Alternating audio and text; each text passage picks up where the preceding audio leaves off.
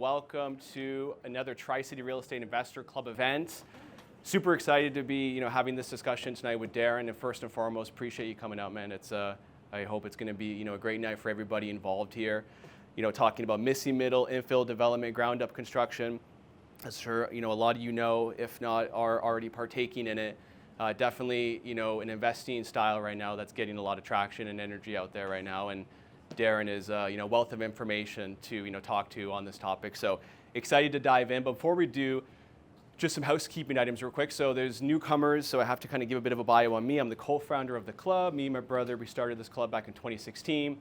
Long story short, to kind of scratch our own itch, because there wasn't a community like this at the time, was looking for essentially to meet other investors, taking action in the market, et cetera. Didn't see it, so we thought, hey, let's start our own, club.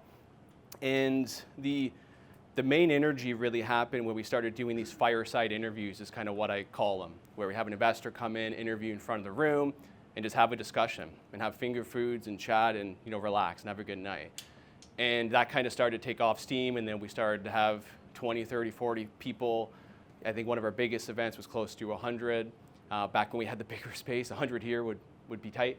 And then I've been a realtor since 2015. Actually just celebrated my 10th month, my 10th year last month. So there we go. Yeah, there we go. Yeah. I know I was talking about it leading up to it, so now it's here and it's happened. I come from a family in real estate, so I have 3 cousins, extended family, investor in the KW area. We did a 16-unit multifamily in Kitchener. It was a value add that we bought. We did some work to and sold. Born and raised in KW, like literally the house I was born and raised in is like 3 minutes down the street. I graduated from Constantine College for Fitness and Health. I essentially went to college with the idea of being a personal trainer and a yoga teacher, and I was going to get into business for myself in that space, and then took a detour and got into real estate, and there's a longer story to that. But now I'm here 10 years later. And fun fact, been to Ghana, Africa 3 times. If you see a photo with a bunch of smiling kids up top right, it's this orphanage called Assurance of Hope. So essentially, kind of longer story short, there's a kind of inner circle and a bunch of wonderful people helping support this orphanage. So if anybody's looking for a good cause, Assurance of Hope, they would love your help. That's that. So really the mission here to create a community of thriving investors. We achieve more together than we could on our own. For those of you that don't know, a lot of you do know, I'm a big believer in team. Together everyone achieves more. Very simple motto. I'm going to try and speed her up overall here just so we can get to the main star of the show. But I want to touch on what's going on in the market real quick. Just kind of water the region market update. So as of right now, we have 4.4 months of inventory across our region versus 0.2 months of inventory for around the peak of COVID, at the peak of the real estate market. So I wanted to touch on this because 4 months and under is a seller's market, 4 to 6 months is balance, and 6 months and above is a buyer's market. Depends on who you ask, the economists you talk to, but I feel like that's a fair kind of assessment. So now we have entered into more of a balanced market in the region. It's also important to understand within each market, you have the condo market, right? Like the downtown Kitchener construction market, the new construction market, we have about 10 to 11 months of inventory, which is like, it's a bloodbath. It's tough. And then from 650K to 850K, we have about 3.3 months of inventory, which indicates a seller's market. So important to, when we read an article and say months of supply, it's good to actually look into the exact market that you're investing in. And I guess the reason why I'm touching on this is because this is the homes for sale right now versus near the peak. So in our region, we have about 2,200 homes for sale. And at the peak of COVID, we had 123 homes for sale. So for context, what's that 21 times the amount of homes for sale right now, the amount of properties for sale? So when you read an article and it feels like it's a buyer's market, well, when you go from that amount of inventory, which is like nothing, to, well, in 0.2 months of inventory, which essentially means that if we didn't list any new property, it would take us 0.2 months to sell out of all the existing stock. It's insane. So I guess it depends. Like, it is a buyer's market. It's also not, when we look at the averages here, in relation to, we just got so low and that was crazy. Now we're starting to get a little bit more balanced out here. And I think this is good perspective because If you're a seller right now and you're going to the market, it's important to understand this and also understand that the market has dramatically changed. It's not a good or bad thing, it's just what it is, right? So anyways, there's a lot of homes for sale. But also too, we had pretty much no homes for sale. So it depends how you look at it. So I'm not gonna touch on every single bullet point here. This was essentially me just like brain dumping the other day on just stuff I'm kind of experiencing in the market, just pick a couple and have fun with it. So essentially, properties that are priced right, in great condition, and positioned well are selling. I think that's a generalized statement, but a lot of people will say, nothing's selling. It's such a hard market. It's so tough. Well, our listings are selling. The majority of our listings, I should say, not all of them. But the majority of them are. And the main reason why is because we price them right and they're in great condition. We do the work up front with our clients to position the property in the best possible light. Just a random tidbit, if you're about to go to a market with the property, and let's say it's $800,000, don't list at $7,999. List at $800,000 on the dot. The reason for that is because if you list at $7,999, buyers looking from $800,000 to $900,000, they don't see it. It doesn't show up on their search. So what we call this is, double marketing. You essentially get everybody from 700 to 8 and 800 to 9 just by the list price. And I see it so often, it just drives me furious as a realtor.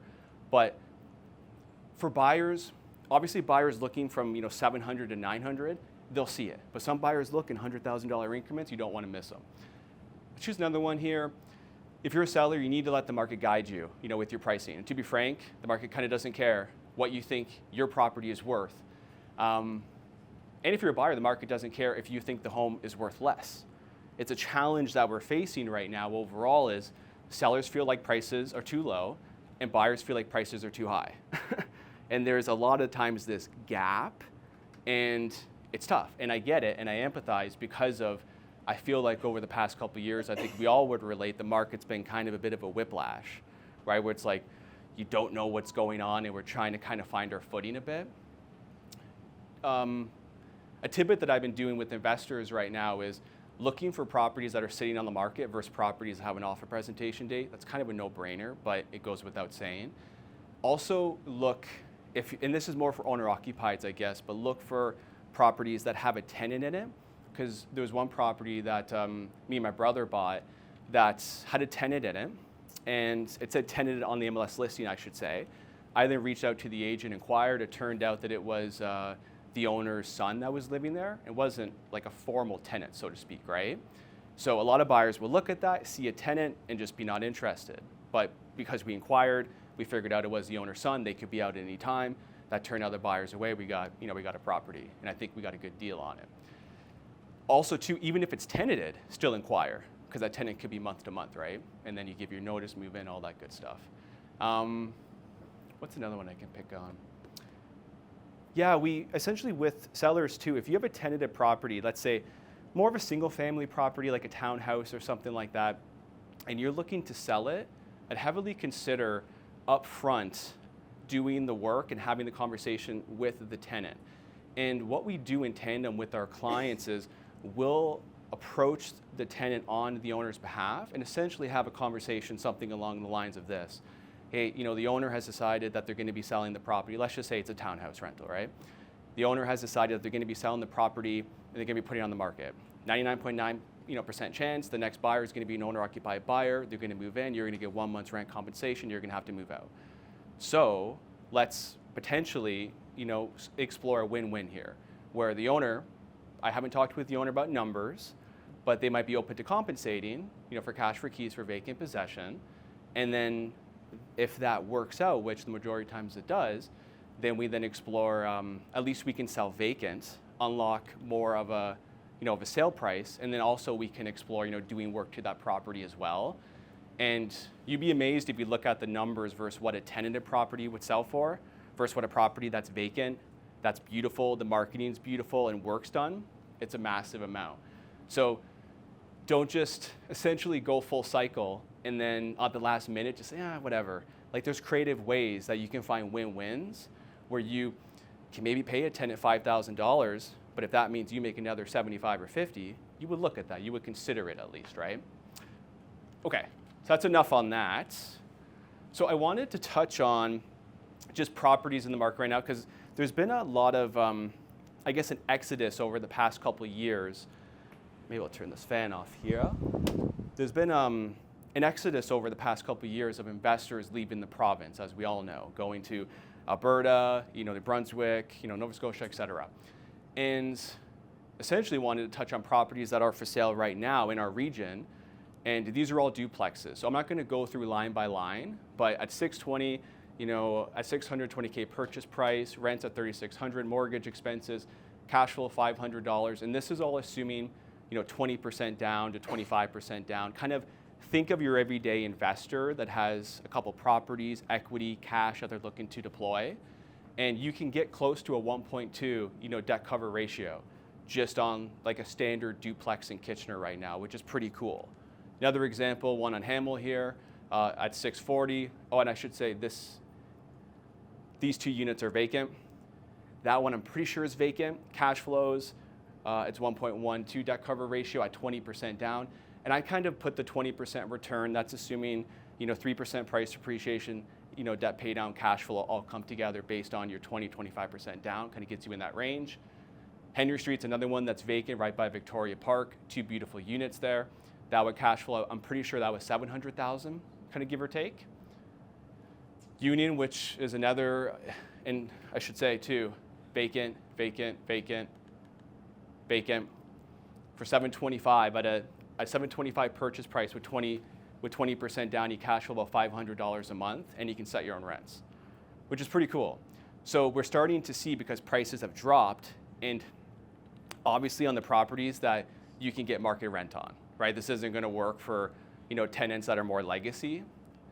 Like this one here on Bond Street, it's a duplex up front, it's an ADU in the back. The ADU is vacant, the upstairs unit's vacant, the basement's like 1,100, which is kind of low. It's probably 1,700 or 1,800 is what it should be. But if you get 2,000 or 2,100 in the back in the ADU, it's like a one bed kind of studio-ish, and then upstairs probably 23, 24. This I'm pretty sure was 950 versus paying $700 or $750 or $800,000 for a duplex. So it's pretty cool, just as like a turnkey, duplex or like a turnkey investment. So this one is one that we actually just got under contract, which we're pretty excited about last night.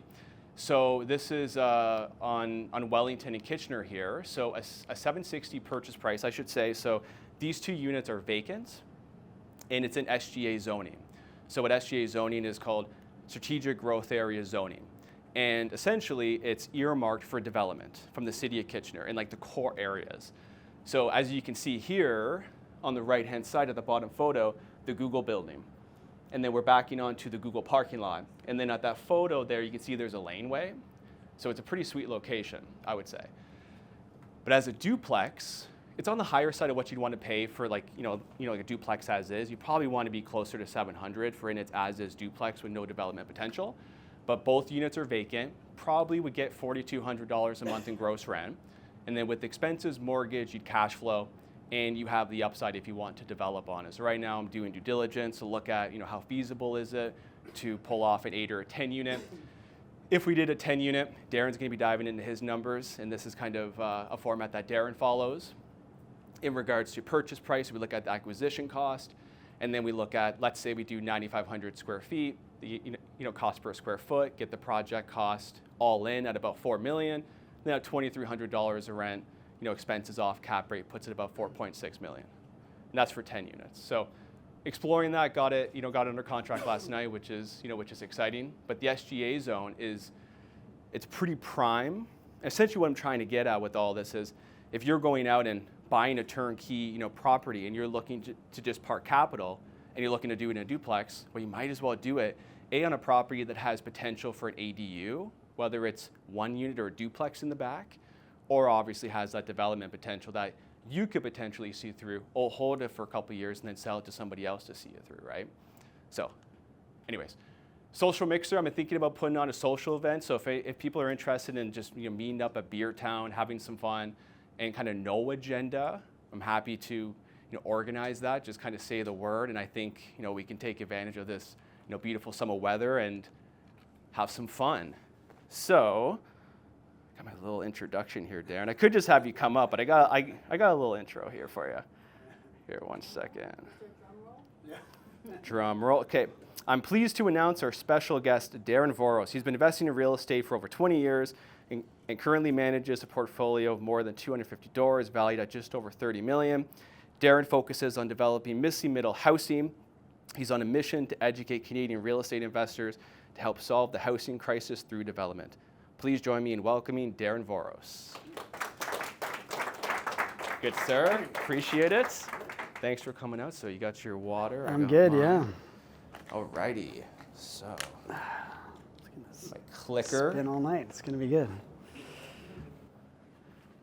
Okay, we'll see. We're good? Okay. So we got a lot of slides on your properties and projects that we can touch on, we can not touch on. But I guess, Darren, we can start off, telling the room a little bit about yourself and how you got into the real estate space, and then we'll take it from there. I think that would be a good starting point. Yeah, I mean, I started, I had kind of like a career before my real estate investing career. So and a lot of people either don't know this about me, like I had like previous life, I was in musical theater. So I worked 15 years professionally as an actor, singer, dancer. I traveled all over the world, acting and singing and dancing. Yeah. And I spent a year in Japan. I worked over there in 2001, and I had a great job. I worked for Universal Studios, and they paid for our housing, they paid for our bicycles and train passes and gym memberships and gave us cell phones, and we got a salary, got paid in US dollars. We got a per diem. And I was relatively young at the time, and so I saved all that money. I did a nice job of saving. Came back to Canada. The exchange rate was similar to what it is today, so it was good to be making US dollars. And I bought my first house. I bought my first place in Red Deer, Alberta, where I grew up. I was actually living in Toronto at the time, but I was like, I can't afford real estate in Toronto. It's too expensive. It was crazy expensive at the time. Condos downtown Toronto were selling for $160,000. Yeah, and I was like, the market's, how is anyone ever going to afford one of these things? You're tapping out, right? Yeah, and I was like, it can never go higher than this, for sure. What year was that? 2002. God. And of course, I wish I bought 10 of them. 100 of them.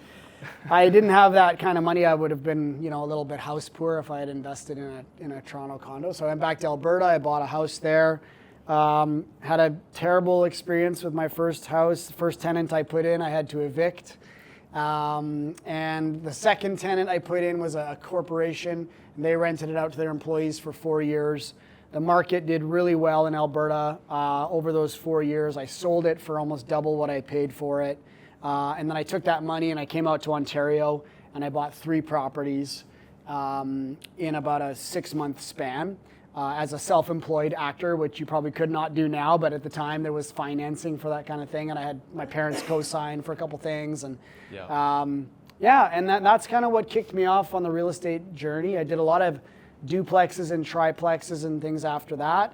And then about 5 years ago, I kind of saw this opportunity in the marketplace, and that was in the missing middle space. Yep. I saw this property in High Park, and I knew the zoning pretty well in that area because I had already done a couple projects in there. And I thought, well, if we can do 3 units, why couldn't we do more than that? Yeah. And so we found a bigger property, a bigger lot, and that yielded more units. And it was also a much higher purchase price. So I was like, I have to buy, I have to create more units in order for these numbers to make sense. Was that the one that you were walking by? You kept walking by it? Was that story? Yeah, for sure. That was one that because I have a dog and I walk her to High Park almost every day, and I used to walk by this house all the time, and I was like, it's a beautiful house. And then I got a call from the realtor who I met his wife in Costa Rica at a yoga class one day, and she was like, oh, you should touch base with my husband. He sells real estate, and we exchanged information, and then he called me and said, I have this exclusive listing. You should come by and take a look at it. And I was like, it's not going to work. I know that neighborhood. I can't afford it. Because in my mind, I was thinking triplex or fourplex, right? And the numbers I knew just weren't going to work. And then I walked the property and I saw the lot size. I looked at the zoning. And I was like, you know what? This actually might work as a 8-unit building or something like that. And that's when I sort of got into that mindset of like thinking a little bit bigger. Yeah. And the nice thing was too, like, buying a property at the time, that one was like, I could get residential financing on it. So you're buying it residentially, And of course, we missed those interest rate days. I think we had a 5-year term on it at 1.7%. And so that was like a nice, be able to acquire a property at those rates. And then when we were done, we flipped it to commercial financing, right? Because now we're 8 units and we get commercial financing on the back end with CMHC. And so that's kind of how I got into the missing middle. And the first couple projects we did were conversion projects. So we took an existing building, we renovated it, we extended it, we topped it up. And then I just found, this is exactly the same amount of work, if not more work, than actually just tearing the whole thing down and starting again. And so then we sort of got into that space of just, tearing the property down and rebuilding as a purpose-built. We generally do 8 and 10 unit buildings in Toronto proper. And we've got a project in Kitchener, and we've got a project we're working on in Hamilton, and one in Costa Rica as well. But yeah, that was kind of how I got into this space. That's awesome. So I got the ability, last year to connect with you, and that's when I started to learn about you and your journey. And it was intriguing because you were talking about doing this in Toronto and investing in Toronto. And normally the first thought people have with Toronto is, it's hard to wrap your head around the numbers. But then hearing about what you're doing in Toronto, it's very, very intriguing. It's also interesting too, because I think your journey, you get really involved in these projects. Like I'm pretty sure, is it correct? I think in Red Deer, you built a whole house. Like you were part of actually building the entire house. Well, that was my triplex in Toronto. I built from the ground up. Gotcha. So it was the first project I'd ever done it was one of my goals in life that I was wanting to really build a house. And so I started with a triplex. And so that was a really cool experience. I framed it. I did all the plumbing. I did all the electrical. There was a few things that I subbed out, like the roof. But I predominantly did it with a small crew, me and 2 other guys. We built the triplex. It took me a year. And that was a really cool experience that I got to do that. And it's the house that I live in now. So. Gotcha. Oh, cool. Oh, well, nice. I live in the laneway suite right next to it, but yeah. Gotcha. Yeah. Yeah. Cool. That's awesome. Yeah. So I guess how many conversion projects did you do before you just switched to doing ground up? I think we of the missing middle stuff. Yeah, I guess the High Park one, I believe was 3 units. You made 8. So we bought 2. I think about a month apart. We bought Oakmount and Dovercourt. So for those of you that know Toronto, Keele and Bloor and Dovercourt and Bloor. And so I think it's So trying to find out. Yeah, they're on these 2 on the bottom. Oakmount and Dovercourt. Those were the first 2 we bought. We bought them a month apart, and then we took them through the minor variance process. So in Toronto, we're zoned as of right, meaning that we don't actually need to go for a zoning change. So that really reduces our timelines, but we do often need what's called a minor variance. So that's a process where essentially our development meets the general bylaw, but we might need a few little minor variances here and there. It takes us about 3 to 4 months to go through that process once we have all of our stuff submitted. And so we went through minor variance on both of these. We got our approvals, and then we got to renovate during the pandemic, which was a lot of fun. Because, as you know, 2x4s went from $3 to $12. And of course, you could only have 1 person on your job site at a time. So our timelines got stretched. Our carrying costs got stretched. And so the only good thing about those first 2 conversions was, the value of the properties also went up because rents also went up by 15, 20%. So where we were going in thinking our projects would be worth $3.5, $4 million when we were done, our costs escalated by 20, 30%. Our timelines got stretched by 40, 50%, but our valuation on our building went up by 20 or 25% too. So it kind of offset each other, right? So those first 2 were the conversions. The one in the middle there, Dufferin, was the first one we did with a ground up. So we tore the building down and we purpose built that one. That's an 8 unit. So all 3 of those on the bottom are 8 units. We're adding a 9th unit on Oakmount right now. Dovercourt, we're adding a 9th unit. ADU. Through a laneway suite, or garden suite. Which is really, and, I guess. And Dufferin, we're doing the same. So we're doing all of that this year. Yeah. You're doing, okay, so you're doing ADU. A Dufferin. Yeah. Nice. Because talk about it on Oakmount, because I found that the value for the cost of the ADU on Oakmount, I found that to be really intriguing. Yeah. So, how many of you are familiar with like commercial financing? Yeah. So commercial financing essentially, and when I mean commercial finance, I mean like multi-res financing. But basically, the value of your building is not based on a comparable property next door, right? It's based on how much revenue that property brings in, right? And so, Kurtis had some numbers up there on the screen earlier, but when we're looking at these properties, Oakmount was valued at about $6 million with the current revenue that it brings in. And I have now my own construction crew. I've got 10 full-time guys that work on my crew. And I'm looking at the numbers of like, okay, what would it cost us to build a garden suite in the back? And essentially, the numbers are coming out at around $300,000. So when you look at the revenue add by spending $300,000, it's going to add about let's call it $3,400 to $3,600 a month. Well, you do the math on that. That's going to bump the value of that property, even on a conservative estimate, by about $750,000. Right? And so you're pretty much you're just doubling the money that you put into it. So it's really a no-brainer. And the good thing that we did on all three of these properties, because you kind of want to be thinking ahead, is that when we're doing the renovations, when we're building these properties out, we already provision for a garden suite later on, right? Yeah. So we stubbed the lines out for a sewer, water, gas, electric, so that when we go to add these in the future, even if we don't, the services are already there, because that's the most difficult part, is getting these services. For the next buyer potentially too. Exactly. Yeah. So that made it pretty easy for us to add these, and we're just finished framing on the Oakmount one. The guys, I was over there today, and it's looking really good. It's a 2-story unit, another 1,000 square feet, 2-bedroom plus a den. And that's a 200-foot lot, so you got lots of room for parking still, and it's a nice property. I don't have one in here, but they're nice units, for sure. Yeah, they are for sure. Yeah, it's interesting because for Kitchener, because I know Toronto, obviously very different, but for Kitchener, the ADU market is starting to kind of I'm starting to see more ADUs, like that one on Bond. I've probably seen like 5 of them.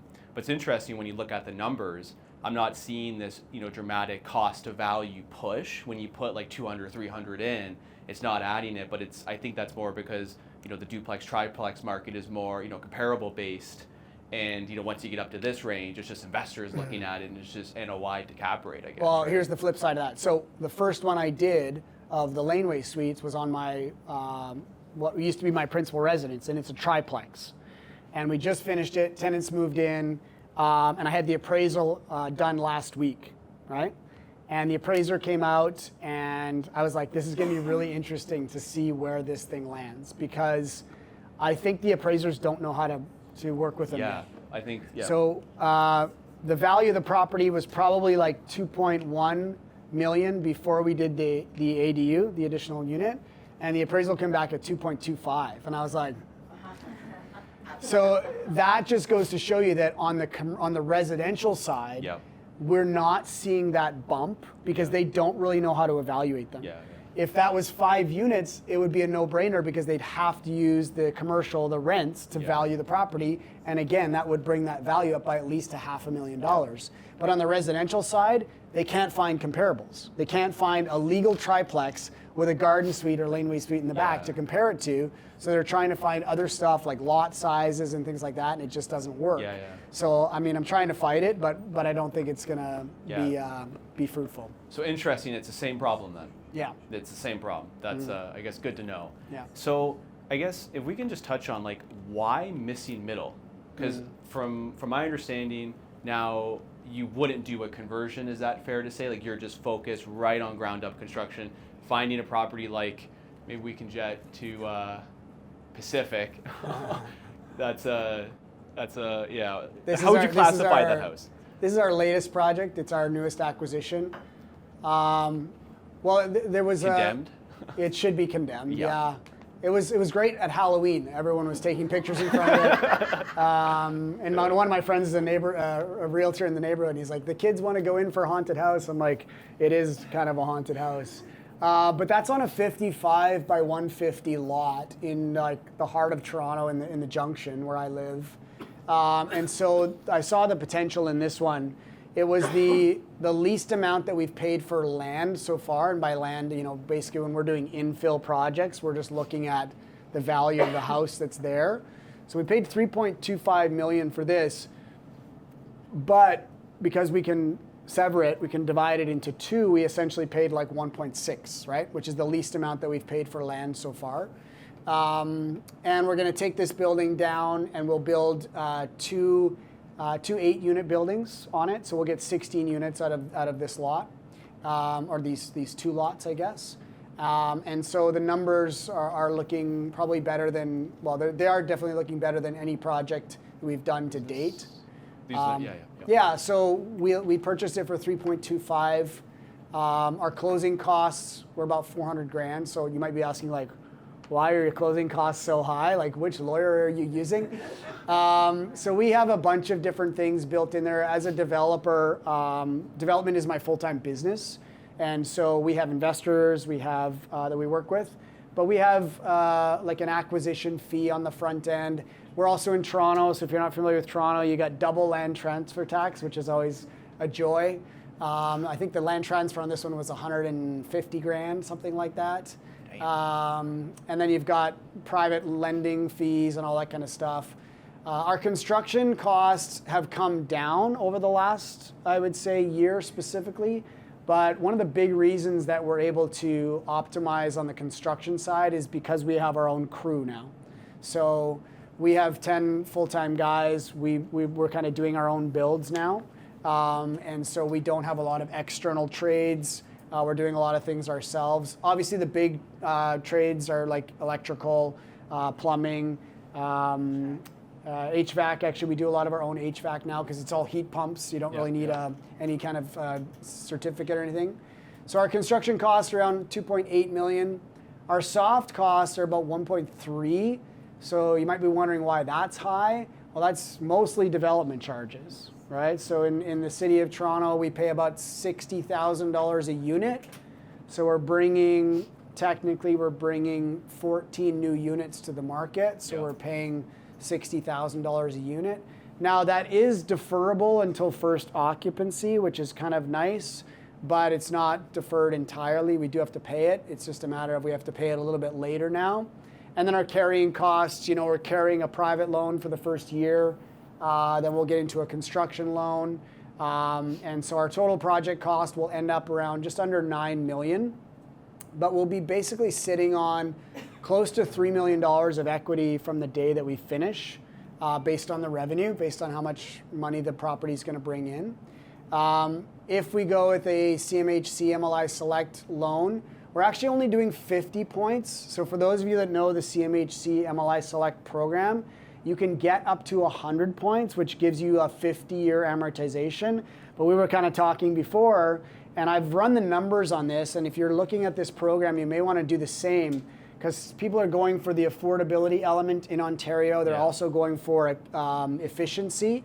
But depending on what your market rent is versus your affordable rent, so in Toronto, our affordable rent is $1,350 a month, but our market rent, even on a small one bedroom, will be about $1,800 a month.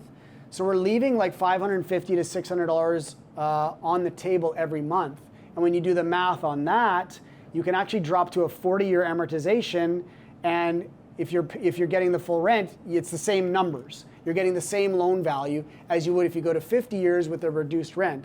And then you're not locked into that affordability element for the next 10 years through MLI Select. So it's not that I have anything against affordability. I think it's a great idea if you can bring it into your project, but I really don't think that they've dialed it in with enough incentive to make it worthwhile so far. The other thing that I have a problem with that program is it doesn't really say you have to rent to somebody who has affordability issues. Yeah.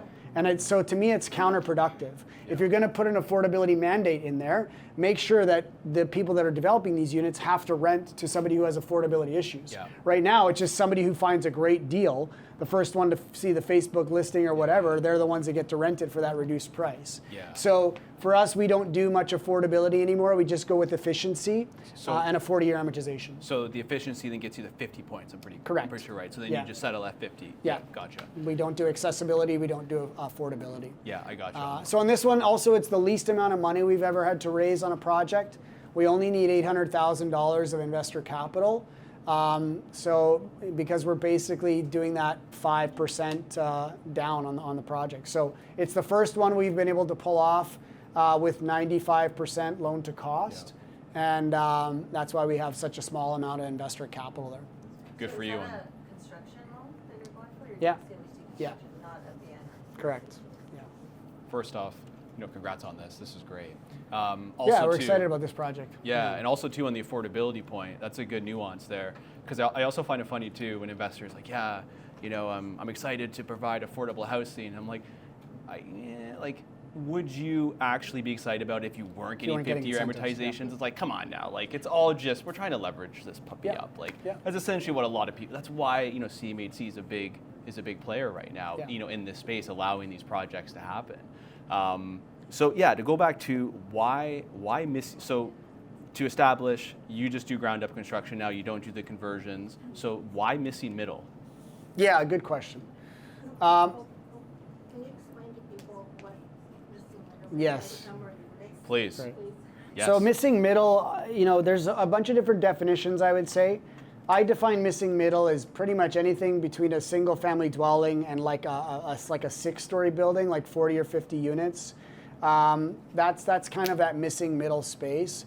I think for me, missing middle is basically like on a single family lot where most municipalities now are looking at. In Canada, we don't have we have a housing crisis, but we don't have a space problem, right? We have a lot of basically just old, outdated zoning that only allowed for single-family homes in most residential neighborhoods. So when you think about it, we're sitting on a lot of land with services that are already in place. Municipalities don't want sprawl anymore. They don't want you to keep developing out and out and out, because what do they have to do? They got to put in new sewers, new roads, new schools, new hospitals, new fire, all that kind of stuff, right? We have all this land that's being underutilized. And so what municipalities are realizing now is where there used to be a single family home and there used to be a 3,000 square foot house that 3 people used to live in, right? Now they're saying, why are we not looking at more of the European model where we're creating just more density where there used to be a lot less? Yeah. So most municipalities are jumping on board with basically creating universal zoning, saying, okay, where there used to be a single family dwelling, now we're allowing up to 4 units, or we're allowing up to 5 units. Toronto just passed up to 6 units as of right. And well, it hasn't passed yet, but it's going to be passed. So instead of that single family dwelling being the default, now it's going to be allowed to build a 6-plex, right? And so that's really going to change the landscape of all of these municipalities where we're bringing density back to the core where the services already exist. So for me, that's really this missing middle space that I love being in, because, and I'll tell you why I like this space versus the 10 units or above, and that is because in Ontario, they just, a few years ago, they passed Bill 23. And Bill 23 basically said that anything that's 10 units and under is exempt from what's called site plan approval. And if you've ever had to go through the site plan approval process, I know it depends on which municipality that you're in, but in Toronto, it is an absolute nightmare. And it adds basically probably 2 years to your process.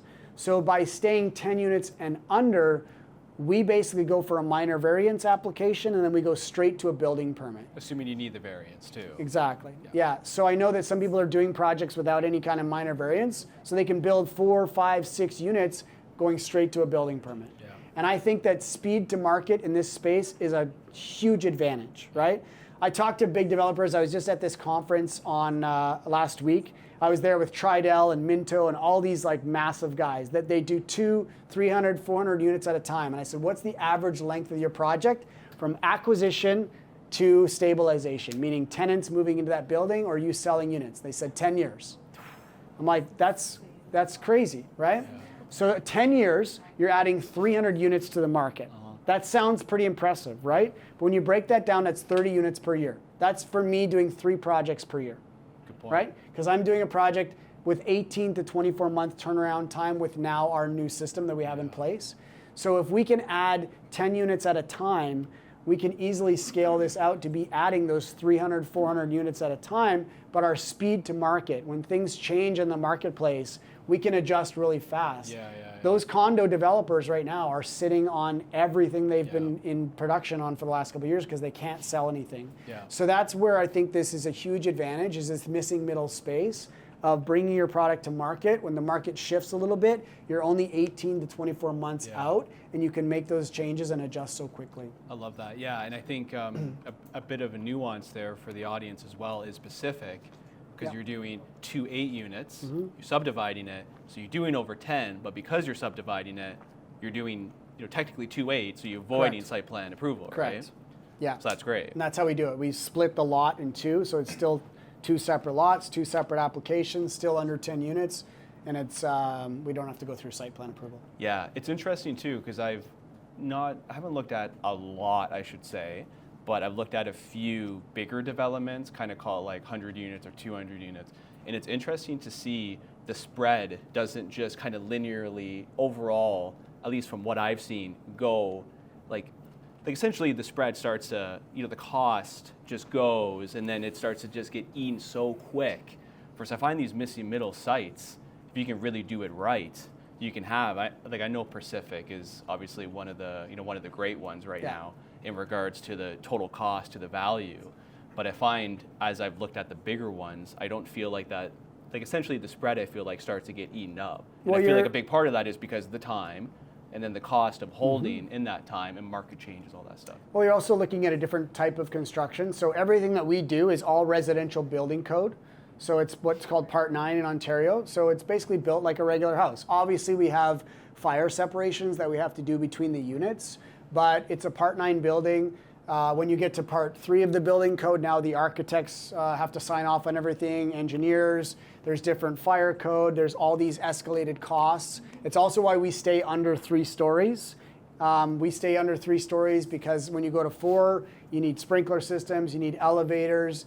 So we just keep it really simple, right? Really simple, keep our costs down, keep our construction really simple. And we've now created a model in Toronto that we basically, we have this 8-unit concept that we will just rinse and repeat over and over and over again. So we're not redesigning it every single time. It kind of fits onto a standard Toronto lot. And now we know what's been approved already. We know what to go in with if we have to go to committee. We know what that's going to look like. So we're really kind of trying to create this model that we can kind of rinse and repeat on. So for those, just to kind of understand, you're buying a property and the zoning allows for what you want to do. I believe in Toronto it's R zoning, is that correct? That's correct, yeah. So it allows for what you want to do.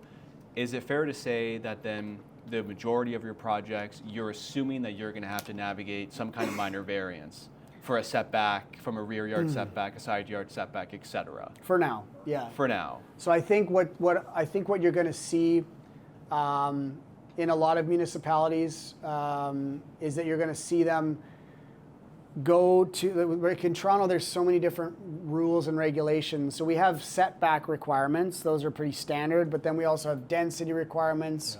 We have all these different things. So you still need, variances for a lot of those things. I think you're going to see where they're going to start to rely on the setbacks, right? Yeah. So you got to be set back from your neighbor's property, from the front of the street. But they're not going to worry too much about density, because if you have a setback requirement, you can only build a certain, height and certain width and whatever else. Right. And so if you can conform to that, I think you're going to hopefully see our projects not need that minor variance process and even faster going straight to permit. And then there's also the modular talk right now. A lot of people are looking at modular. If you can be basically kind of like creating your site and dropping things in, it's much faster. I haven't seen it where it makes sense yet, but I think over the next, I would say 5 years, modular is going to be a big player in this space as well too. Yeah. Okay. So then when you're looking at a site, it fits in your zoning. Essentially, what do you look for at a high level to then identify, it's worth pursuing an offer? So for me, it's really simple. Like for those of you that are investors and you're used to like going to the property and looking at it, and we don't have to do any of that. We kind of just look at what's the lot size, what's the value of that land, and then after those two things, and the zoning obviously has to be there. That'll be our initial due diligence. It's not a lot. It's basically like how much, what's the lot size, does it meet the zoning requirements? In like 10 minutes. Yeah, and then we'll make an offer, we'll start to negotiate. We will obviously go visit the property at some point because there can be constraints, there can be trees, there can be all different kinds of things. But selecting sites is actually pretty simple. We love corner lots when we can get them. We love lots with laneways, at the back, so we get multiple access points. Because we are building a small apartment building, lots of trucks coming in and out for materials and concrete and whatever else. But yeah, that's our basic criteria. We love the core of the city. Anything close to transit is really good for rentals. Some of our buildings have parking. Dufferin doesn't have any parking at all. It's 300 meters from a subway station. We had no problems leasing it up. There's street parking in the area, but none of our tenants even have cars.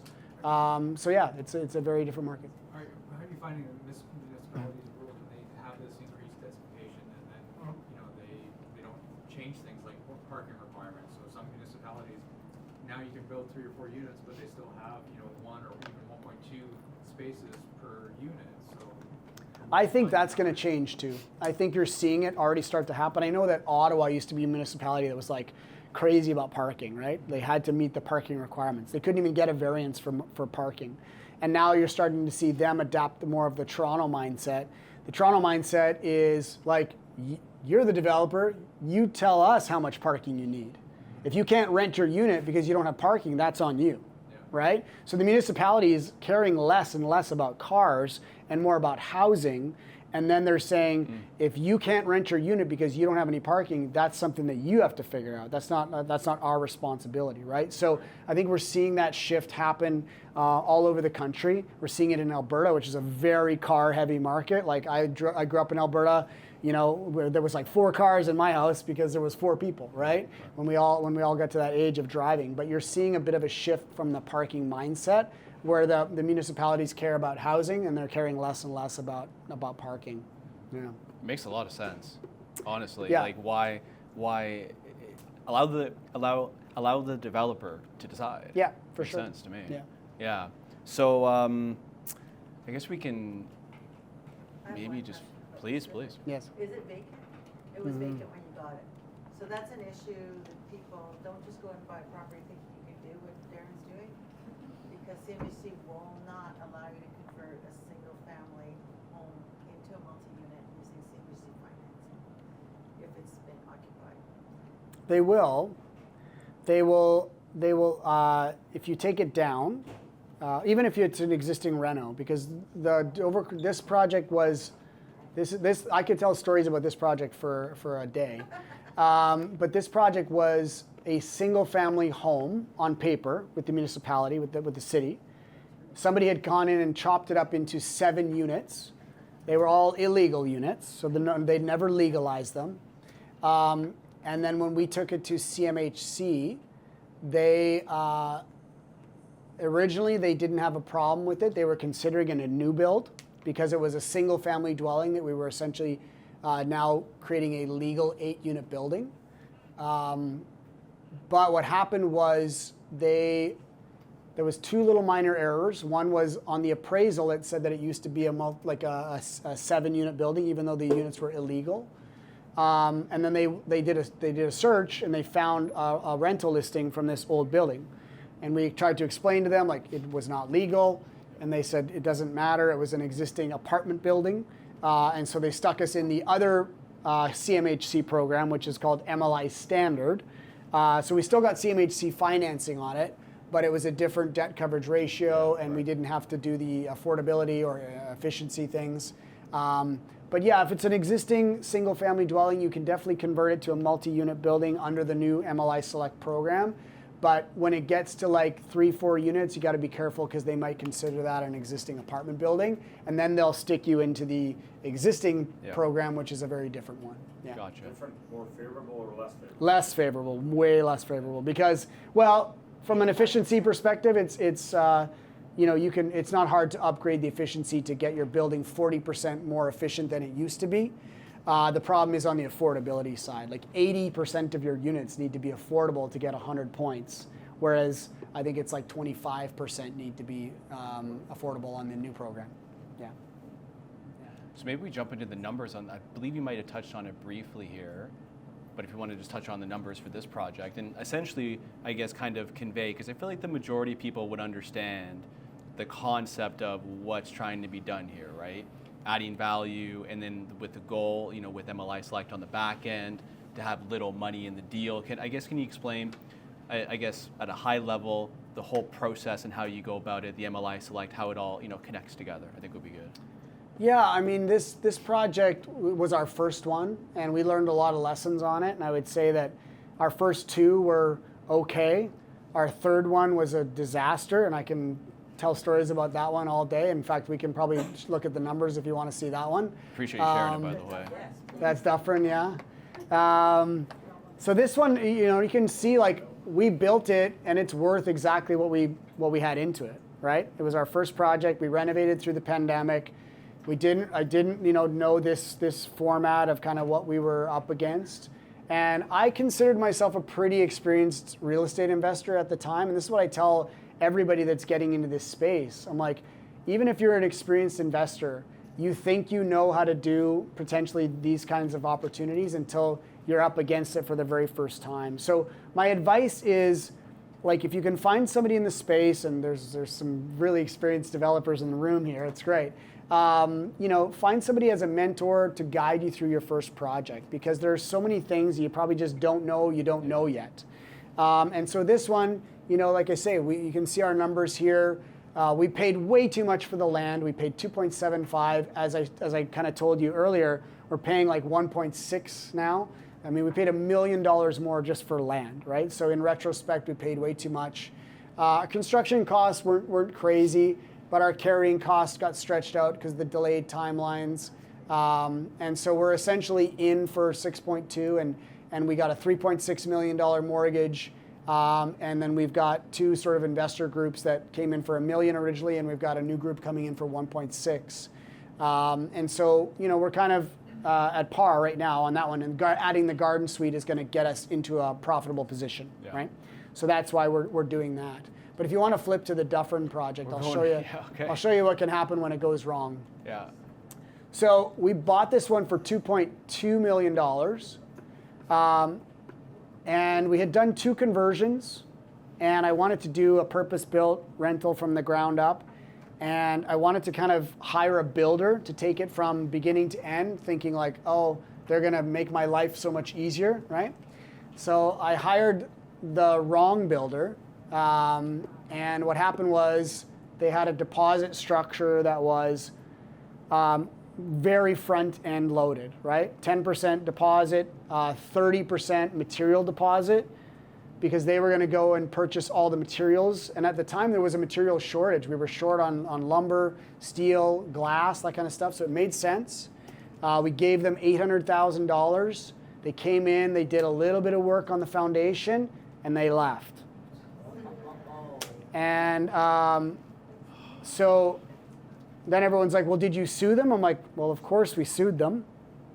And of course we won, but you cannot get blood from a stone.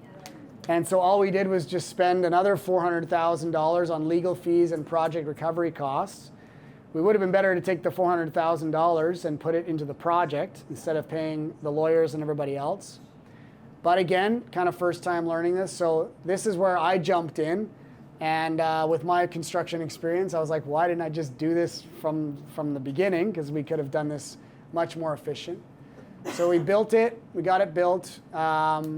Construction costs, our soft costs, our carrying costs escalated because the project was about 6 or 8 months over time. So in the end, our project would cost us $7.2 million to build, and it was only worth $6 million.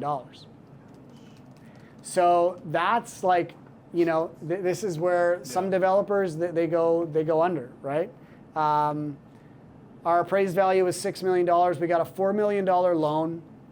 The original investors came in for $1.5 million.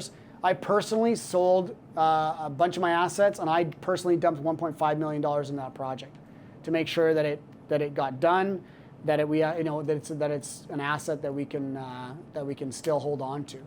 And then we had to do a cash call. So we had to ask the investors and myself for another $200,000 after that. It's now stabilized. We're adding the garden suite, and the investors were actually really, really great. If I can give you a piece of advice, when things go wrong and when things go bad, just over communicate. Just tell them everything that's going on. No, like, it's not that no one cares, but people care less when you tell them exactly what's happening. They care more when you just disappear. Of course. Right? And they're like, what's going on? That's all they want to know, what's going on. And every step along the way, I was like, guys, here's what's happening. It sucks. I'm going to get you through this. It's going to be fine. But here's what we're up against. And here's the thing. And so, this is one of those projects that we learned a lot of hard lessons. But out of this came the idea for me to create my own construction company and control much more of the transaction. So now, where our construction costs used to be $300, $350 a square foot, we're now building for about $200 a square foot. We control the timelines a lot more. There's 3 guys on my crew that are good friends of mine. The construction crew is amazing. I love working with them every single day. We can pivot really quickly when we need something done. I'm like, guys, just focus on that. The crew gets along really well, and I love supporting 14 families. I think that's a really cool thing. That's kind of like my new why. I love what I do, but it's also like I'm employing people and I'm providing for families, and that's on both sides. Providing for families on the construction side, creating income, and then also providing housing for people as well. So for me, it's like a double-edged sword. And it came out of this, right? So Pacific is the flip side of this, where the numbers on Pacific look great and it's awesome, but we had to go through Dufferin to get to Pacific, right? Appreciate that. Yeah, we have a project here in Kitchener. We're actually we're doing a 10-unit building here in Kitchener. It started out as a 31-unit building. That's what we purchased actually from someone else. And that's another little piece of advice that I would give you is when there's another project on the market and somebody's selling it as like, this is awesome, it's already approved, it's whatever. I'm like, if it's so awesome, why are you not building it, right? Was that one approved? It was approved. Like, it was site plan approved already. We had to take it through the building permit process. But what we found out, taking it through the building permit process, 31 units on a standard kind of Kitchener lot, almost the same size that one you showed, like 44, I think it's 60 by 150, something like that. But it's on a main street, it's on Highland Road. And we, at the time when we did our due diligence, our neighbors on either side were like, yeah, no problem. You can use our land for storing materials and all this kind of stuff. And we're like, okay, great. Then it came time to actually build. They're like, yeah, no, we changed our mind. You can't do anything on our property. So we're limited to the street, which is Highland Road, which is a very busy street. We're in an intersection, and we're across from a Tim Hortons. I know that. Yeah, and so it's like the site constraints, and we're supposed to be doing a 6-story building. And our construction managers, we looked at everything on that project, and we're like, how do we make this happen? Yeah. And they basically looked at every different way to do this, and they kept coming back to me. They're like, Darren, it's going to cost us we got 3 different quotes, and it was all coming in around $10 to $12 million to build this 6-story building. And the problem with that is the valuation of that building was only going to be $12 million when we were done. And that's not including the land value and the carrying costs and all those other things. So we're not going to spend $15, $16 million building something that's only going to be worth 12. So we had to pivot really quick. And I was like, you know what? The 10-unit building, the 3-story walk-up, I know it works. We've done many of them. So we pivoted to that. We got a quick approval at minor variance. We're about to get our permits and break ground probably within the next month there. So that's what we had to do here. But that kind of project works actually quite well in Kitchener, because if you're buying something now, like, you'd be paying significantly less for the land than what we paid for it. Yeah. But the numbers actually are solid. So I think the model here works, and if you can find zones that allow you to do as of right, you might need a small minor variance. you can actually make some projects work really well. And the nice thing about the Kitchener area is you got a little bit bigger lots. So we've got that building is almost 11,000 square feet. What's that? How big is the lot? 60 by 150, I think, something like that. Yeah. And so 11,000 square feet, these are big units. These are like 3 and 4 bedroom units. They bring in good revenue. The value of the building will be worth around $6 million when we're done. And so if we didn't sort of overpay for the land because we bought that 31 unit concept, the project would have been in a much better position, right? So right now it's a preservation of capital exercise to make sure my investors can get all their money back. But if you bought it right and you can kind of do it, it makes sense here in Kitchener. Yeah, I think one thing I want to mention on is you hear of Missing Middle, you hear of these projects, and you just think big dollar signs, and then you see the reality of what it can be potentially. Yeah. And essentially, you got to go in eyes wide open, and you got to surround yourself with an incredible team, because this is not 20 or 30% down on just a standard investment. Yeah. There's so much more to consider here. And this example, how do you plan, how do you know what I mean? Because I'm pretty sure if there's more, I know there's more to the story here. I'm pretty sure they took you to a factory on this guy was a professional con artist. There's no question about it. I'm not dumb. Some people might say I'm a little slow some days, but I am definitely not dumb. This guy, he's swindled millions of dollars from people. So to give you just a quick rundown, no, and I appreciate it was an introduction through a business partner of mine at the time, and this guy was really smart. So he bought, for those of you that know, Viceroy Homes, they've been around since the 70s. Right, they used to do pre-packaged cottages, right? So he bought the factory, bought the name because he wanted this name that people recognized, right? And basically, he said, "Come out to my factory. It's in Port Hope," and he brought me there on a Friday, Good Friday, right? And he was like, "Yeah, nobody's working today because it's Good Friday." And he showed me around the facility, and I was 20,000 square feet. I was like, "Wow, this is really impressive." And he's showing me all these pictures on his phone of all these projects they've done. He would literally just drive by construction projects, taking pictures of things and touting them as his own projects. I mean, this guy had it down. And I've multiple people have contacted me saying, we lost $500,000, $1 million from Viceroy Homes. Do you have any advice? I'm like, it sucks, but you just got to walk away. There's nothing to do. You can spend more money on legal fees, but yeah. So I mean, I've been screwed, I would say, probably twice in my life. And people that are professionals at what they do, you don't know you're being screwed until you're already through it. Yeah. Yeah. Until unfortunately. You're screwed. Well, first off, I appreciate it. I don't mind sharing the war stories because I don't know. I think that there's too many investors out there that are only telling the good stories. Yep. Right? And I think that everyone's like, I'm the best. I've only ever won in real estate. And I'm sorry, can I swear? That's bullshit. Yeah. People, I've lost money a couple times, but guess what? I've also made money in situations where I probably shouldn't have made money. I didn't really know what I was doing. I just kind of lucked out. I bought into real estate and it just did well over time. Yeah.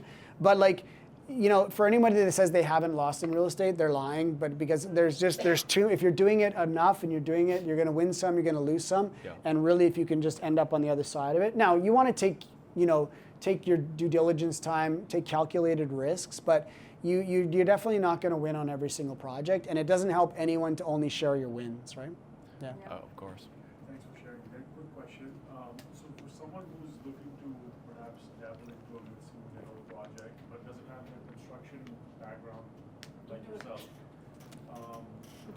what would be some, obviously this sounds like a horror story you went through on the last project. Yeah. Thanks for sharing. But how would you evaluate a builder? What would be some of the red flags you would look out for now in hindsight that you could maybe share? Or what are some of the traps that, new folks should not fall into? Yeah, there's ways to do these projects without being a general contractor or having construction experience. In fact, I actually don't recommend it. Unless you really have a good construction knowledge base, I don't recommend it for people. I say spend your time on finding a really good builder. or a really good construction manager, right? Or a really good general contractor. And the nice thing about it is now there's enough experience in this space that you can actually say, have you done a 6, 8, 10 unit project before, right? There's enough builders out there now that have taken on a project like this. And so that is like my number one criteria. The other thing that I learned, and this is actually I learned from Costa Rica, is let me see your balance sheet on your operating company. Let me see your balance sheet on your construction company. What assets do you own? So if we get into something, we get into a problem, do you own anything personally? Because if you don't, I can't come after anything, right? So if somebody is really well protected, their balance sheet is a little out of order, so that's all in that due diligence phase of talking to builders and things like that. So it's a little bit extra above and beyond, but you can do your due diligence and you can protect yourself. And ultimately what you want to see is somebody who's executed something like this before, or at least pretty close. If they're a single family home builder, if they're a custom home builder, they're going to say, we can take on this project. But they're so different. They're so different. And I know it sounds like simple, it's just construction. Construction is the same on a custom home as it is on a multifamily. They're not the same, right? You got to think about so many different things on these builds.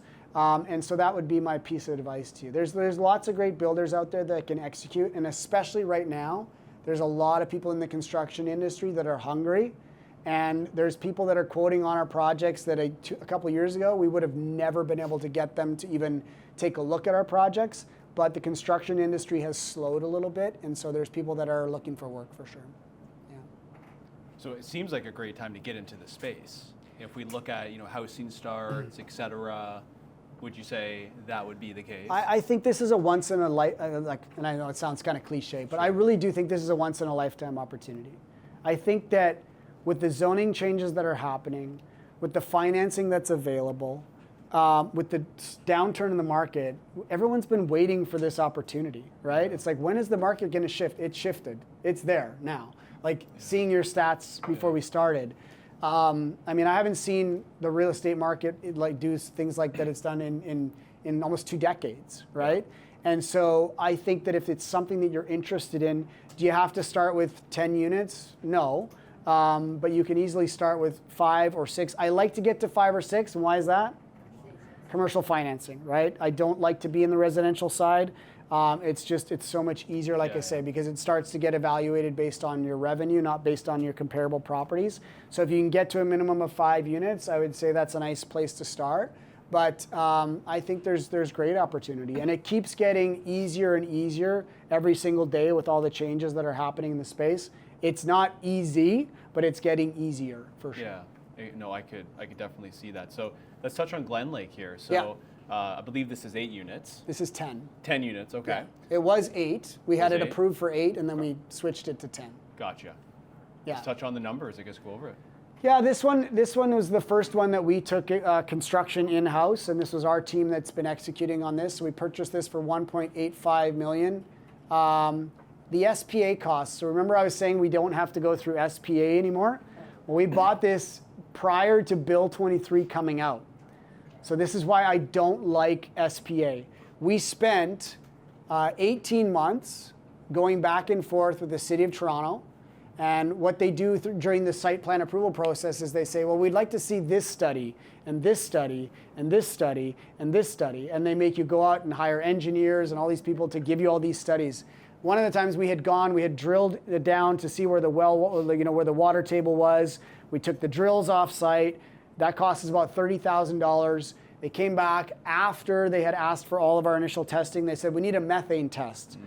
And I was like, what for? They're like, well, there used to be a landfill somewhere in the area. And I said, where? They said, we don't know.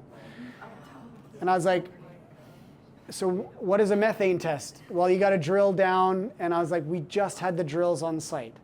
And so I found out what a methane test costs. It's like 10 grand. And I was like, so we went through this process for 18 months with the City of Toronto. Just head wall. Just like, yeah. And then they have a say in your design. They wanted it to look like this kind of material, and everybody's getting involved. So 18 months into that process, Bill 23 came out, and the Bill 23 said anything that's 10 units and under is exempt from site plan approval. So we got a call from the city. Hey, good news. You can go straight to permit now. And I said, great, can I get the last 18 months and the 300 grand that I've spent on all these studies back? And they're like, no, but you can go straight to permit now.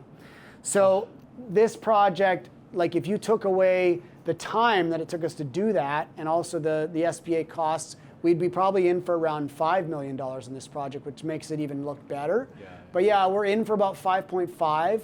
Our appraised value, because we're 10 units versus 8, is $7 million. We have a construction loan on this one, so we're doing CMHC construction financing. That's going to flip over to the term loan as soon as we're done. And we raised $1.2 million for this one, and this one will generate about $27,000 a month in revenue. So we got it under the old program. So we got 50 points for efficiency, and we have one affordable unit in this building. So, yeah. Yeah. So essentially, moral of the story is stay under 10 units. That's only for Toronto. No, it's Ontario. It's Ontario. Ontario-wide? All Ontario. Yeah. Yeah. Yeah.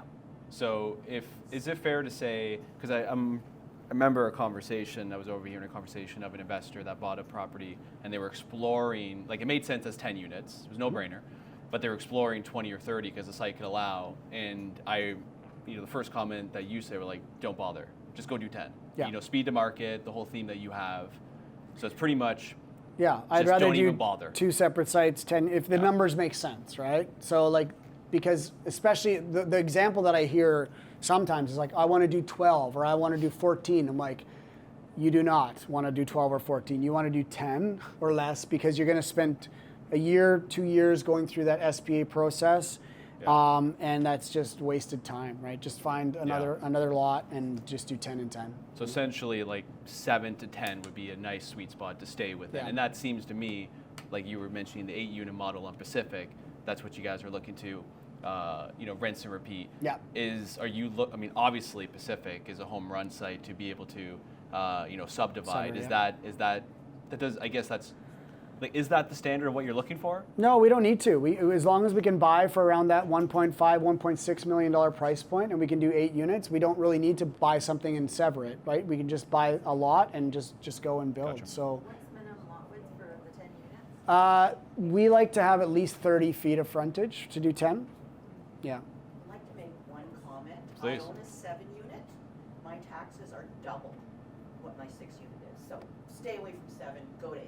There you go. Except that when you look at your revenue on 7, I'm sorry, 1 unit pays for the extra taxes. That's right. I get nothing. So I was going to say, I'll play devil's advocate for you and just say that, like, if you had 8 versus 6, like it's the same in Toronto. The Yes. property taxes are significantly different on 8 versus 6. Exactly.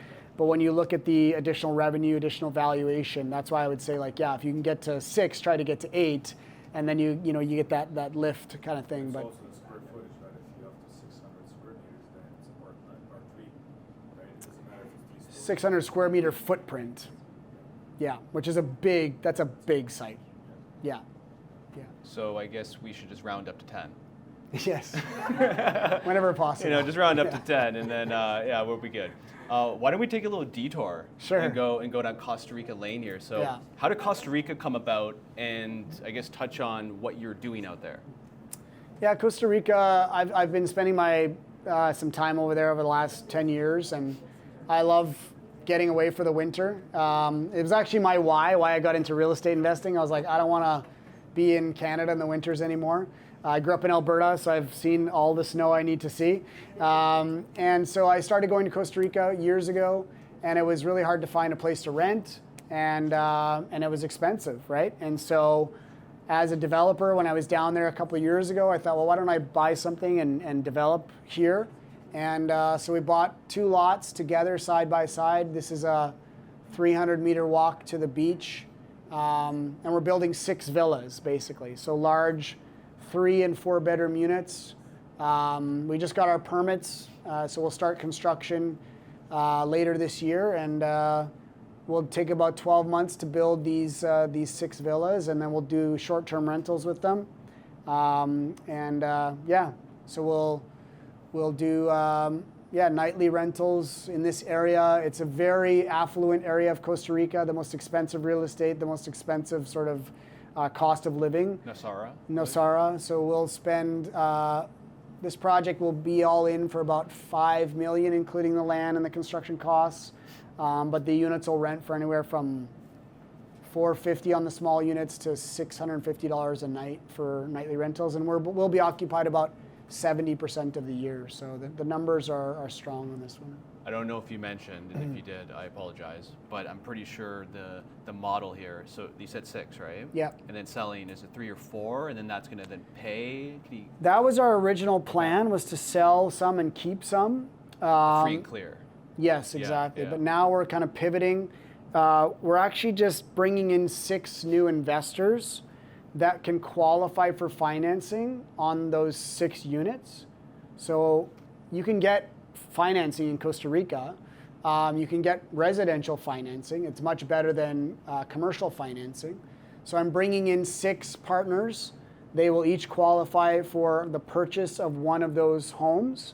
So it'll get financed by the bank, and then they'll just become part of our investor group. Yeah. And so they'll basically dump those 6 homes back into the pool, and then we will operate them. And then we've got more economies of scale, right? With 6 units, we can have a full-time booking team, we can have a full-time cleaning staff, we can have a full-time security guard, all that kind of stuff. But when you only own 2 units, it's a little harder to be able to do that. So Yeah.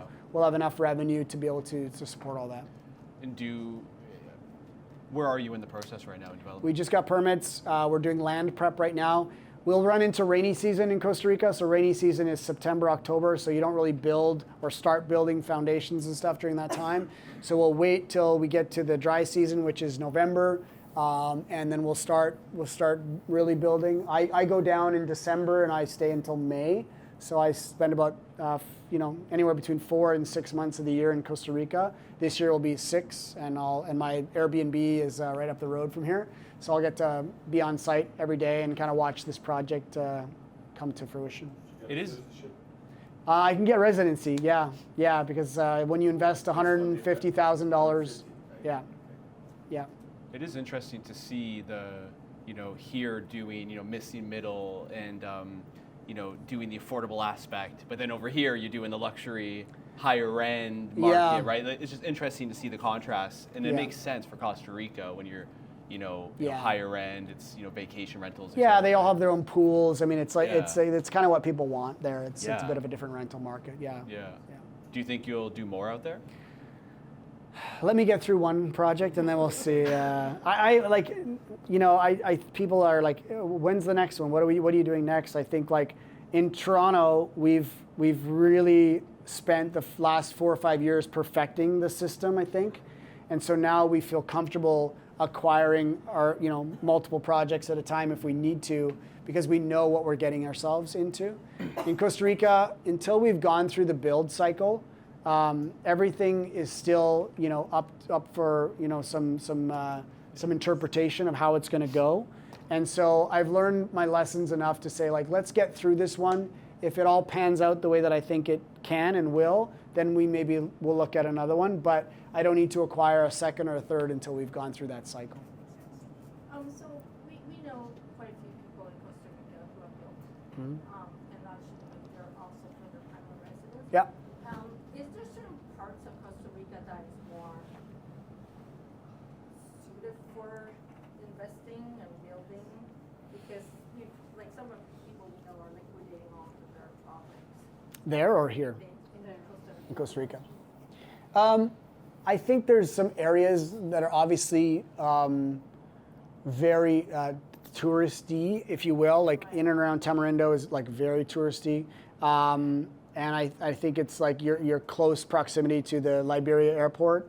Nosara is about 2.5 hours from Liberia, so it's a little bit further distance to go. I know that down in Uvita, that area, I have some friends that have purchased down there. They've actually moved from Canada down to Costa Rica.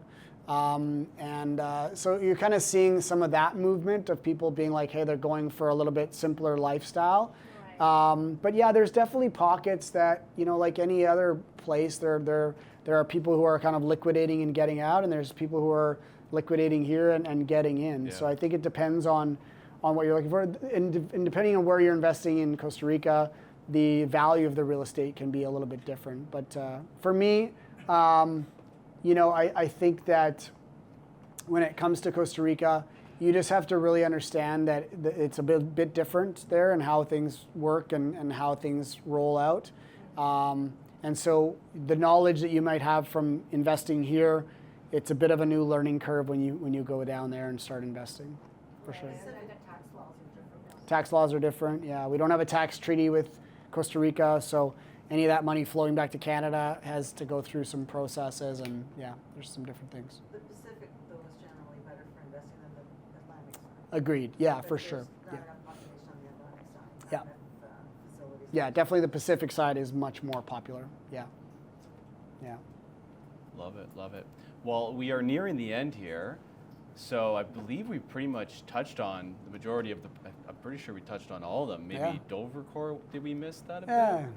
It's almost the same as Oakmount. Just, Yeah. yeah.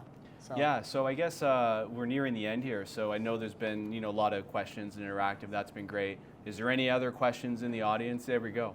Yeah, sure. Like an example like Glen Lake, where you have projected revenue of $27,000 a month, where do you end up on cash flow? So here's the thing with MLI Select. You're not going to have cash flow, not a lot.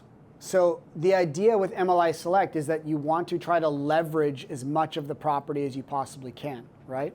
So the only situation that's going to play out is if you're already at 95% loan to cost and you can somehow cash flow further beyond that. But if you're under that, you don't really want to have more cash flow. That's not really why we invest in these new assets. We don't invest in them for cash flow. We invest in them because if you can do it right, you only leave 5% capital in the deal. When you look at that investment over a 5 or 10 year period, when you've got $800,000 in a $12 million asset, the return on that money is going to be phenomenal. So we are always trying to leverage it up as high as we possibly can. You're still going to have cash flow. There's no way CMHC will allow you not to cash flow a little bit. But on average, most of our projects, they cash flow about $250 a door. Okay. Right? That's what I would expect. So yeah, on a 10-unit building, we're going to cash flow $2,500 a month. That's not how we're making our money. Yeah. We're making our money on when the value of that real estate grows over time. We pay down the mortgages, and the equity appreciates because of the rise in our income, basically. So yeah, it's not to say that cash flow isn't important. Like I say, CMHC will make you have positive cash flow. They will make sure you have your property management in there. They'll make sure you have all of your line items in there. They underwrite your deal very differently than the residential bank does, for sure. Well, they need a 1.1 debt cover ratio. Exactly. Yeah. Yeah. Yeah. So missing middle, I heard Kurtis say affordable, but most of your projects don't have an affordable, especially in Toronto. 'cause Actually- the gap is too much, right? So, Every project we have has affordable except Dufferin. yeah, and most of them are like 10% of the units or something like Correct. that, or whatever, Yeah. so it's Yeah. minimal. Yeah. So missing middle doesn't mean affordable housing or attainable housing. It means Yeah. just filling in, just increasing density. Yeah, for me, it's Yeah. like the unit count, and then of course, like there's missing middle, and then there's infill missing middle. So I think those are two separate things that we're kind of combining together. So we're doing infill projects. We're taking existing buildings and taking them down and rebuilding them, but we're also doing it in the missing middle space, which for me is 10 units and under. Yeah. Yeah, gotcha. And that's one of the things too. Sorry, please go ahead. Okay. Yes, Absolutely. Darren, I wanted to ask about HST rebate or refund. I heard that when it's a certain type of project, you get all your HST back that you spent during the construction.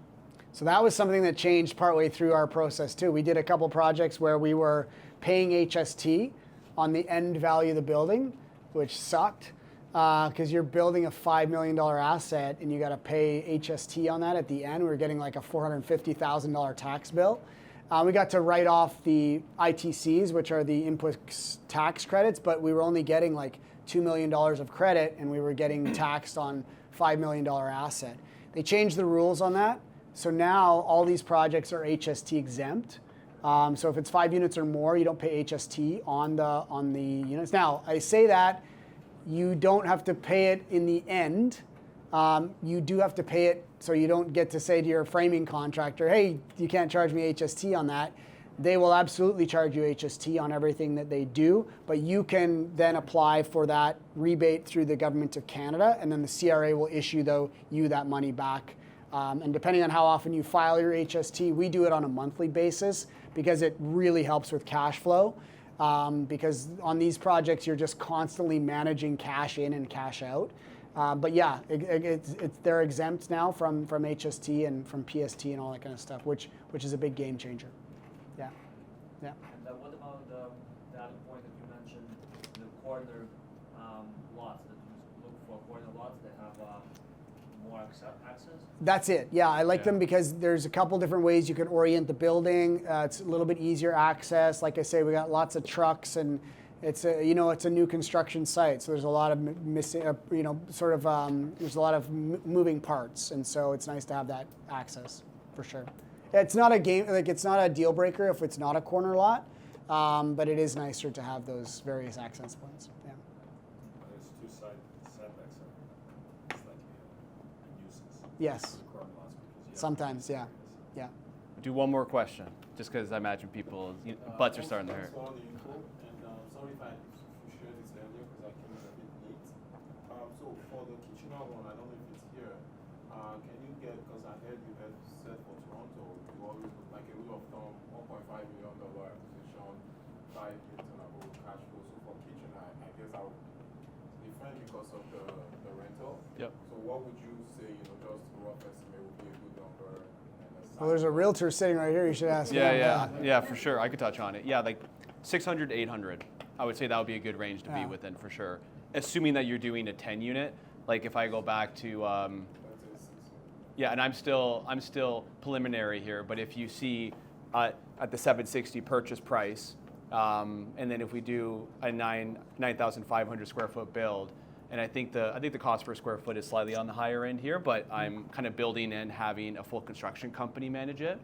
We're looking at about a $4 million project cost, and then at 10 units, $2,300 in rent times 12 at a 25% expense at a 4.5 cap. So essentially what you're looking to do is try and figure out what do you feel like that building is going to be worth at the end of the day. And I would say a 10 unit, you're probably like in Kitchener, depending on the location, I'm kind of assuming like 2 bed, 1 bath, 850 square foot units. So then I think you're then, reverse engineering of, hey, what is that building worth? And then kind of figuring out, okay, where do you need to land in regards to price? I think you can get lower than this. This one's nice because it's a vacant duplex, so you could just rent it out as is, and then go and look at it later. If you're going 700 and under, you're probably buying more of like something that needs to be teared down like right away. So I would say like in that range, once in my experience looking at numbers as I've been getting into this, the second that I start going over 800, it starts to become more of a stretch. But with that said, I think my costs, I'm being conservative here, and I also think $2,300 for a brand new, let's call it 2 bed 1 bath unit at 850 square feet in a nice location. I mean, that seems pretty fair. So maybe that's 2,400 or 2,500, and that could potentially be a $5 million building, right? So I'd say 600, 800 would probably be a fair number for Kitchener. Yeah. No, absolutely. I think actually there's a lot of areas across the country that the numbers look much stronger than they do in Toronto because our land price is so high in comparison. But if you've got we have a system because of, like I say, we have our own construction crew. That's where we can make that work in Toronto. And I've done so well in Toronto over the years. It's been the best performing real estate I've ever had in my portfolio. But it doesn't mean I have students in Barrie that are actually just they're knocking them out of the park there. Kitchener's in another market that looks really strong. So there's those markets where you can acquire for under $1 million in that $600,000 to $800,000 range is a nice little pocket because you have similar rents here that you have and all that kind of stuff. So the numbers they look good. What do you think? At a first glance, this one, I like the looks of this one for sure. Nice. I like there's some positive vacant possession and purchase price. I think you're right. I think the 260 you could probably get it maybe down a little bit, but 240. Yeah, I think in today's market you could probably get that down a little bit, but yeah, I think it's. I think your rents are conservative on this at 2,300. because you're also thinking like what's rent going to be look like in 18 to 24 months, right? Yeah. So if you're running your numbers on this, which is probably today's rents, I do think that in the next, we're going to see this like slower market probably for the next 18 to 24 months. And then you have to realize that there's this backlog of nobody's been building anything for about 3 or 4 years. And so there's going to be that same demand with zero new product coming on the market. And that's going to affect the rental values for sure. So I might be sitting on a nice little deal here then. That's right. Okay. I mean, Well, it's no Pacific, but hey, it's close. Yeah, It's all relative to the good, spread, yeah. right? So Darren, just want to say appreciate you coming down. This has been wonderful. We have your information up here on Instagram, your website. Yeah. That group chat hashtag was for me to potentially explore with the group. I got part of this Missy Middle like WhatsApp group chat, and it's been fun just to kind of hop in every now and again. People have interactive chats. So anyways, if it's of interest, that could be something that I could explore, kind of hosting for everybody here. I know you also have a great YouTube channel. You do a lot of great content on there, so I'd say check out the YouTube channel as well. But I guess parting thoughts, and maybe frame it under parting thoughts for aspiring Missy Middle developers that are looking to get into this space and get success. What would you say to them? Well, I think I'll go back to the two things I sort of said earlier. One is I do think that there's a real opportunity in the marketplace right now. So if it's something that you've been interested or sitting on the sidelines for a little while, I think there's great opportunity. At the same time, please make sure that you have somebody that can kind of guide you through your first project.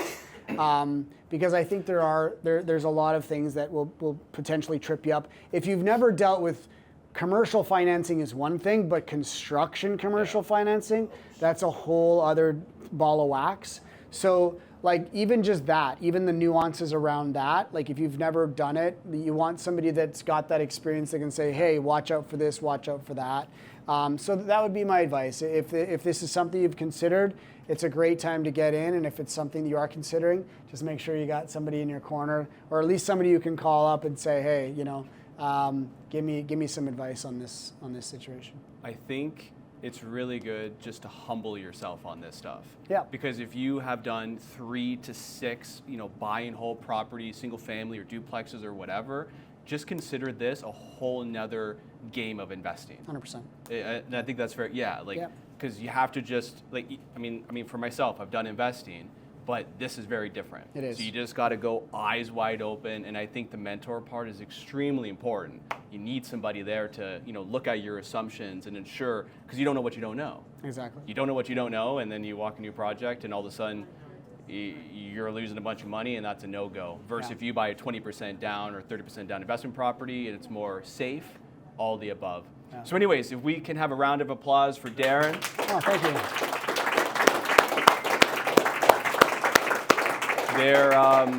We have finger food outside, drinks, the washrooms are around the corner.